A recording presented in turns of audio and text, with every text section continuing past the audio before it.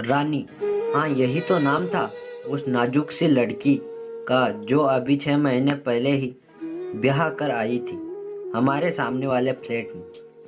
5 feet 2 inch का कद, गेहुआ रंग, गोल गोल बड़ी बड़ी कजरारी आंखें, कमर तक लंबे बाल, सुडौल शरीर। उम्र यही कोई 23-24 साल रही होगी उसकी। कुल मिला के बेहद खूबसूरत और नाजुक सी लड़की सामने वाले फ्लैट में अपने पति, देवर और सास के साथ रहती थी। ससुर गुजर चुके थे, पति भी देखने में आकर्षक था। शादी के 2 महीने पहले ही वो परिवार वहाँ शिफ्ट हुआ था और काफ़ी रिजर्व टाइप के लोग थे। वो आंटी भी ज़्यादा किसी से घुलती मिलती नहीं थी और बड़ा बेटा यानी रानी का पति अक्सर ऑफिस के कामों से बाहर ही रहता था। छोटा वाला अक्सर देर रात को नशे में झूमता हुआ दिख जाता था। खैर एक दिन अचानक रानी को ले आए वो लोग। पता चला अपने गांव गए थे तो वहीं आन फान में लड़की पसंद की और फिर ब्याह कर ले आए। पूरी सोसाइटी में मिठाई बांट दी गई पर शादी वाले कोई भी फंक्शन नहीं किए, ना ही बहू की मुंह दिखाई वाली रस्म की। सुनो रवि। हाँ बोलो नीलू। ये जो 122 नंबर फ्लैट वाले लोग हैं ना, बड़े अजीब हैं यार, मैंने अपने पति से कहा। क्या क्या हुआ? अरे देखो, बेटे की शादी कर दी पर न कोई रस्म ना रिवाज। अरे कम से कम मुंह दिखाई ही करवा देते बहू की।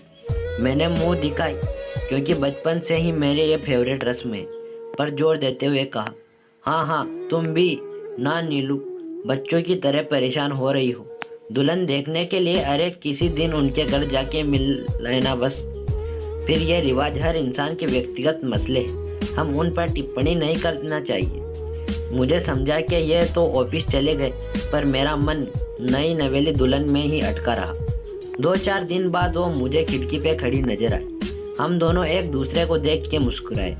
नाम क्या है तुम्हारा? मैंने पूछा। जी रानी, मनमोहक मुस्कान बिखेर के जवाब दिया उसने।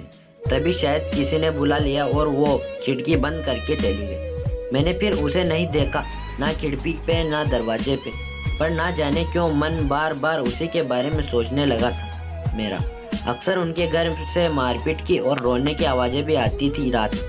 एक दिन आंटी को लिफ्ट में देख के मैंने उनसे पूछा तो उन्होंने बड़ी पैनी निगाहों से मुझे घूरा और फिर कहा कि बच्चे रात में फिल्म देखते हैं, उसी की आवाज़ें।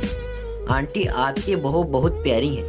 हूँ, बड़ा फीका सा उत्तर मिला। कभी आइएगा आप अपनी बहू को लेकर हमारे घर। हमें ज़बरदस्ती लोगों से चिपकना पसंद नहीं। रुकाई सी कह के वो अपने फ्लैट में घुस गई और मैं स्तब्ध सी खड़ी रह गई। लो, अब सामान्य शिष्टाचार की ज़बरदस्ती का चिपकाना हो गया है, हद है यार। खैर आके मैं अपने काम में व्यस्त हो गई। रात में 12 बजे दबी दबी सिसकियों की आवाज़ से मेरी नींद खुली। रवि सुनो। हूँ, क्या यार सोने दो ना। अरे देखो कैसी आवाज़ें आ रही हैं सामने के प्लेट से। रोज आती हैं। तब तक ये भी उठ के बैठ गए। हाँ आ तो रही हैं, पर इस तरह किसी के घर जाना उचित होगा। हाँ बिल्कुल, आखिर मानवता भी तो कोई चीज़ होती है कि नहीं, मैंने दृढ़ स्वर में कहा। ठक ठक कई बार खटखनाने के बाद बुढ़िया ने दरवाज़ा खोला। गुस्से में थी मैं और अपनी टनटनाती आवाज़ में बोली, क्या है? मैंने भी उसे सुर में कहा। ये रोने की आवाज़ें कैसी आ रही हैं आपके घर से? तुमसे मतलब, बुढ़िया गरज के बोली और दरवाज़ा बंद करने लगी। रवि ने दरवाजे को धक्का दिया और अंदर आ गए हम लोग।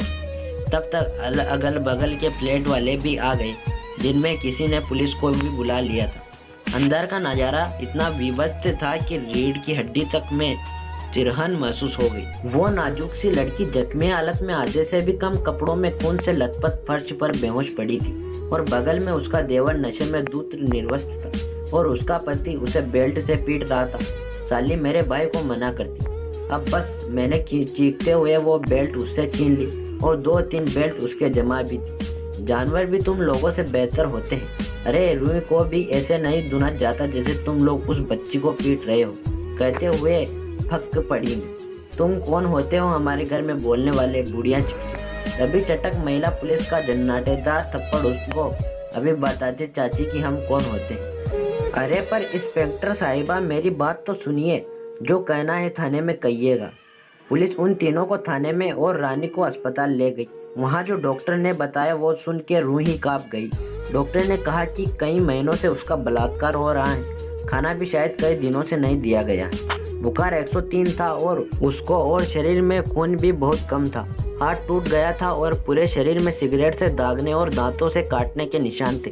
होश आने पर उसने बताया कि गांव में सौतेली माँ ने बेच दिया था उसे इन लोगों के हाथ। यहाँ शारीरिक रूप से दोनों भाई उसका शोषण करते थे। मना करने पर मारपीट और भूखा रखते थे, घर का सारा काम करवाते थे। खैर उसके बाद बीती और शिकायत के आधार पर तीनों को जेल हुई। अब बस रानी रो मत, अब सब ठीक होगा कह के मैंने उस बच्ची को सीने से लगा लिया। 2 महीने बाद अब रानी एक समाज सेवी संस्था से जुड़ी है और पत्राचार से अपनी पढ़ाई भी कर रही हैं और सिलाई करके आत्मनिर्भर भी हैं। अतीत अभी उसे डराता है पर वो लड़ रही है और आगे बढ़ रही है और शायद यही नारी की सबसे बड़ी शक्ति है जब वो कहती हैं अब बस बहुत हुआ।